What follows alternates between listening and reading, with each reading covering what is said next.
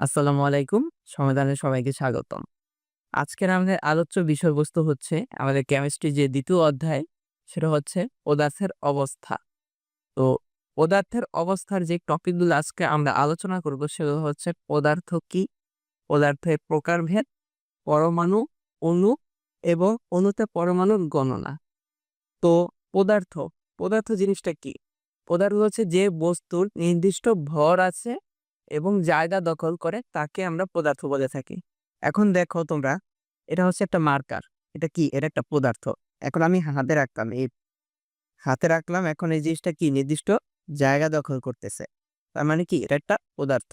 তো আমাদের পৃথিবীর সকল বস্তুই কিন্তু একটা পদার্থ। এই পদার্থ ৩ টি ভাগ রয়েছে। একটা হচ্ছে কঠিন পদার্থ, তরল পদার্থ, গ্যাসীয় পদার্থ। তো আসো, কঠিন পদার্থটা কি? কঠিন পদার্থ হচ্ছে যার নির্দিষ্ট ভর আছে।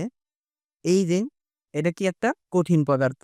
এর নির্দিষ্ট একটা ভর রয়েছে এবং কি এর নির্দিষ্ট আকার রয়েছে এবং আয়তন রয়েছে এবং নির্দিষ্ট কি জায়গা দখল করতেছে। দ্যাট মিন্স কি? কঠিন পদার্থ হচ্ছে নির্দিষ্ট ভর, আকার এবং আয়তন থাকবে এবং কি নির্দিষ্ট জায়গা দখল করবে। এই হচ্ছে কঠিন পদার্থ। দ্বিতীয় হচ্ছে তরল পদার্থটা কি? তরল পদার্থ হচ্ছে এর নির্দিষ্ট ভর রয়েছে এবং আয়তন রয়েছে কিন্তু নির্দিষ্ট আকার নেই। আসল তরল পদার্থের একটি উদাহরণের সাহায্যে আমরা ব্যাখ্যা করি। তো এই হচ্ছে একটি বিকার। এই বিকারে পানি রয়েছে যা একটি নির্দিষ্ট আকার ধারণ করেছে। এম হচ্ছে আরেকটি বিকার। তো এইখানে কি উচ্চতাটা কম কিন্তু এখানে উচ্চতাটা কি বেশি। তো সেক্ষেত্রে কি এই পানির আকার কি চেঞ্জ হয়ে গিয়েছে। এর মানে কি? কিন্তু যেই পাত্রে পানি রাখা হয়েছে সেই পাত্রেই একটি নির্দিষ্ট আয়তন রয়েছে কিন্তু নির্দিষ্ট কোনো আকার নেই। এর মানে হচ্ছে কি?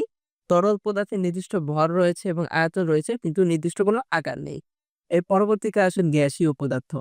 গ্যাস, এই গ্যাসীয় পদার্থ হচ্ছে, ধরো আমরা অক্সিজেন, আমরা যে শ্বাস নিচ্ছি, তো অক্সিজেন নিচ্ছি। তো এই অক্সিজেন একটা গ্যাসীয় পদার্থ। এখানে নির্দিষ্ট ভর রয়েছে এবং নির্দিষ্ট কোনো আকার এবং আয়তন নেই।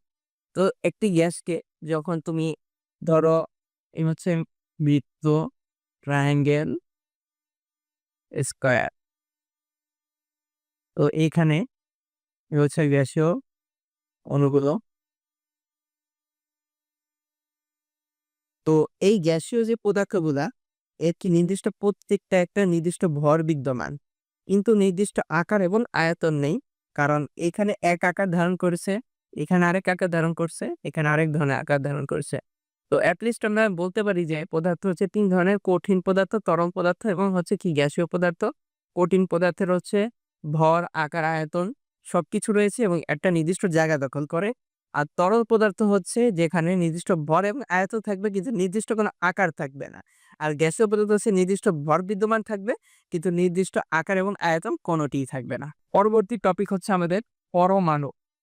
তো পরমাণু কি? পরমাণু হচ্ছে মৌলিক পদার্থের ক্ষুদ্রতম কণাই হচ্ছে পরমাণু। তো আসো একটি উদাহরণের সাহায্যে আমরা ব্যাখ্যা করি।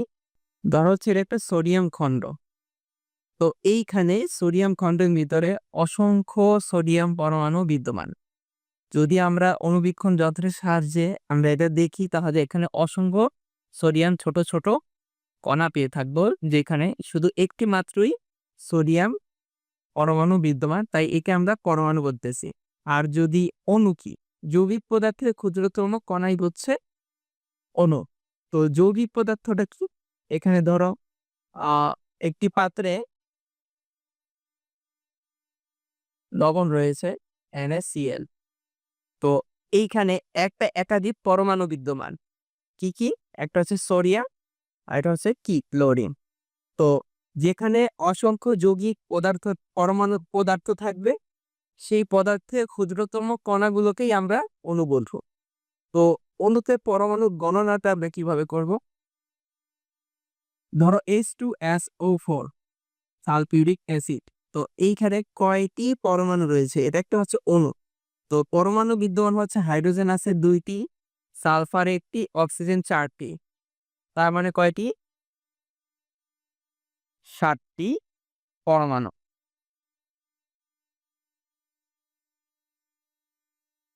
তারপর হচ্ছে ধরো NaCl, এখানে কয়টি পরমাণু বিদ্যমান? 2টি। সোডিয়াম এবং আরেকটা হচ্ছে কি? ক্লোরিন। তো এই হচ্ছে আমাদের অণুতে পরমাণুর গণনা।